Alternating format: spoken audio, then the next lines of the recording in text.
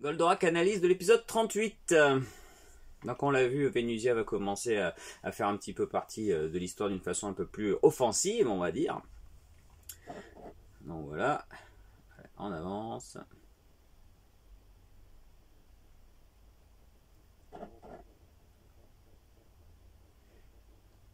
Donc là on voit que Venusia a quand même mis un pantalon. Ce qu'on m'a fait remarquer qu'elle avait changé de vêtements dans l'épisode précédent à une occasion quand elle est dans l'Alcorac. Mais effectivement elle met un short au lieu d'une jupe.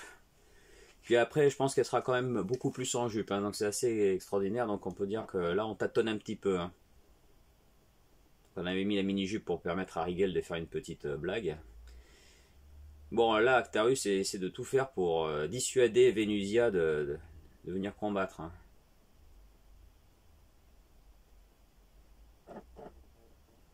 Bon, et puis là, c'est l'épisode où Rigel sera enfin au courant du secret d'Actarus. Parce que donc Mizar l'a appris dans l'épisode précédent, puisqu'il était aussi récupéré dans l'Alcorac, c'est là qu'il a su. Et donc là, Rigel va savoir. Donc du coup, tout le monde sera au courant pour le secret. Bon, forcément, sauf Banta, puisqu'il n'est plus dans l'histoire. Il a été viré.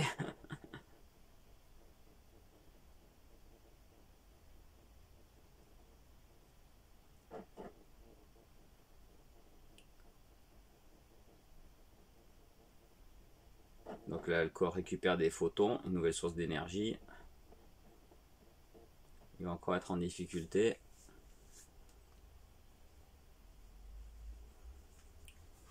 Et donc en fait, comme Alcor n'était pas dispo, Venusia a pris l'Alcorac sans rien dire à Actarus. Ah, c'est Venusia qui pilotait.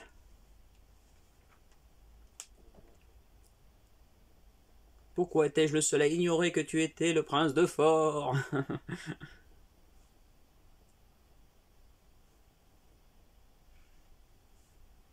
Et donc ça se précise, ça se précise.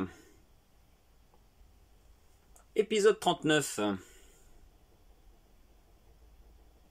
Donc on est toujours dans la dynamique de faire de Venusia vraiment une combattante. Là tout d'un coup elle devient super bonne en gymnastique. Alors ça serait grâce au sang d'Actarus en version française, mais je crois qu'en japonais il n'est pas du tout question de ça en fait. On va vérifier. C'est un peu bizarre quand même.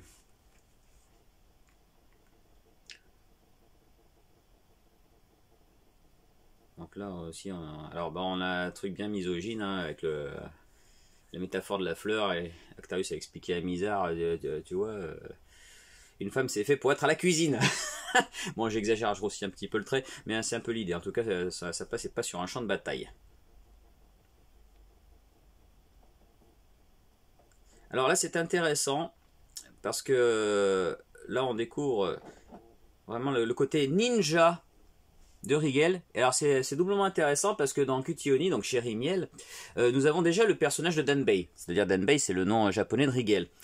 Et justement, dans chez Rimiel, donc ce personnage qui a le même visage, Danbei est un ninja. Et je suis ninja noir. Voilà, donc c'est amusant. Là, du coup, on fait vraiment le parallèle dans cet épisode. Ça peut être un clin d'œil à Chérimiel quand on connaît, quoi. D'ailleurs, on notera que dans la version française de Chérimiel, donc de Cutioni, c'était Francis Lax qui doublait Danbei. Et c'est pour ça qu'il dit, ouais, un petit peu comme ça, je suis ninja noir. Tu vois. Mais c'est clairement Rigel, hein. Il n'y a pas de photo, il n'y a pas de problème. On ne peut pas se tromper. Donc là, du coup, on voit aussi que Venusia a déjà sa tenue de pilote. Donc on anticipe bien aussi de ce côté-là.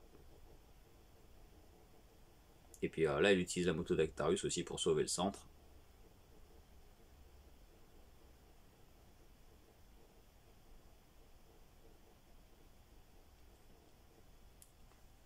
Et donc finalement, ils se mettent d'accord pour que Venusia fasse partie de l'équipe et se battre avec eux.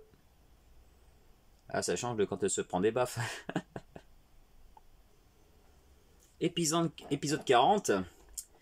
Donc là, Vénusia va faire partie de l'équipe, mais bon, elle a toujours pas de véhicule pour elle. Hein. Donc, et là, on va voir pour la première fois le premier épisode d'une collection, on va dire, d'un arc narratif où ça se passe beaucoup dans l'eau.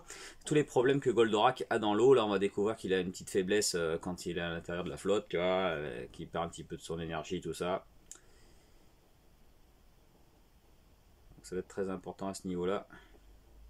Et donc aussi que Vega a besoin d'énergie, donc il commence à être un petit peu à court d'essence, hein, à court de Veganium, de Mortanium, tout ce que tu veux. Enfin, pas Mortanium du coup, parce que c'est une arme. Et donc du coup ils vont devoir un peu piquer les ressources de la Terre. Donc ça aussi l'arc narratif où Vega commence à être un petit peu à court de jus. Donc ça devient un petit peu compliqué pour eux.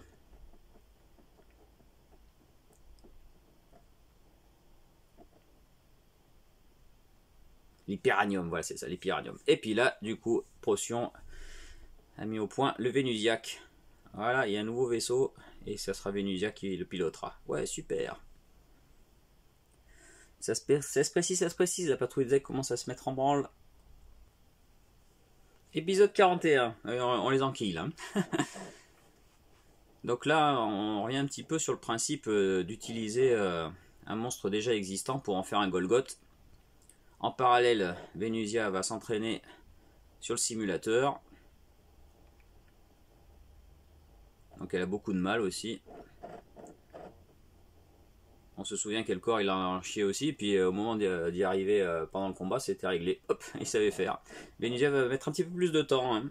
Donc elle roule des mécaniques, mais alors là... Et du coup, forcément... Alors là, justement, on a un truc intéressant. C'est qu'on voit enfin... Soi-disant, quand il s'est fait la blessure... Mais en fait, plus tard, on verra que c'est pas à ce moment-là. Donc, moi, ma théorie, pour qu'on soit raccord, c'est qu'on va partir du principe qu'il a eu la blessure avec Pollux, et que c'est après qu'il y a eu en plus le truc qui en a rajouté une couche. Comme ça, c'est pas vraiment là qu'il a eu la blessure, mais on va dire que ça a empiré encore le truc qu'il y avait déjà. Ça va, c'est cohérent, hein, ça passe, on peut se dire ça. Il y a moyen qu'on se dise ça.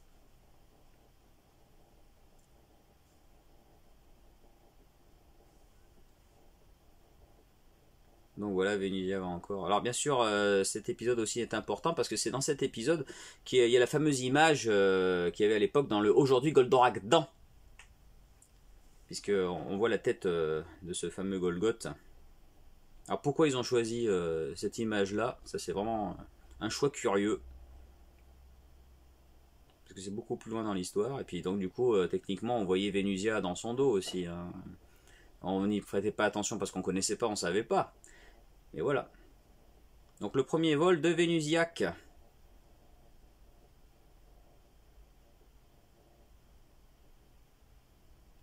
Et voilà.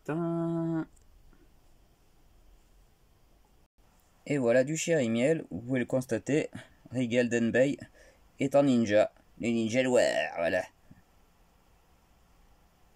Donc chéri-miel, un série de 73, mais qui a eu fait l'objet de beaucoup de remakes, dont Shin Kyutyoni qui était sorti dans les années 90 et qui est super. D'ailleurs, on voit même donc le Denbei, le Rigel, qui utilise des astéroages parce qu'il a été bionisé à ce moment-là, et puis il y a un petit peu robot, donc ça fait des clins d'œil au Mazinger et à Goldorak. Donc voilà. Donc voilà, vous pouvez voir donc Rigel en ninja dans chéri-miel. C'est un ninja noir.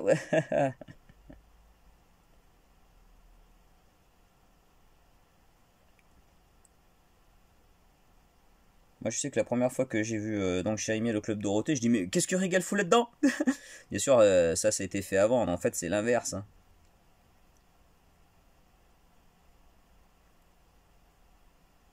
Donc voilà, Chéri-Miel, Flash. Allez, on se retrouve la prochaine fois pour le prochain épisode de Goldorak. Attends, on va quand même... Parce que Chéri-Miel, en fait, c'est une androïde, et puis donc elle se transforme. Voilà. Donc elle peut prendre diverses apparences contre les soldats du clan Pantera.